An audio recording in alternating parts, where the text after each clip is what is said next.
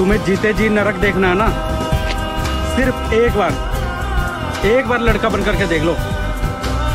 नहीं तुम्हें इज्जत मिलेगी और नहीं तुम्हें तुम्हारा प्यार मिलेगा, नहीं घर में मान सम्मान मिलेगा। तुम्हें सिर्फ एक चीज से तौला जाएगा कि तुम कितना कमाते हो।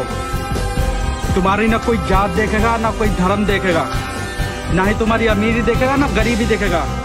तुम्हारे घर वालों ने तुम्हारा सपोर्ट किया नहीं किया, तुम्हारी परवरिश कैसे हुई, किसी को कोई मतलब नहीं। मतलब है तो सिर्फ तुम कमाते कितना हो, तुम काम क्या करते हो। एक बात बोलूं, लड़के की सिर्फ पैदा होने की खुशी मनाई जाती है, उसकी जिंदगी के लिए नहीं। लड़के की जिंदगी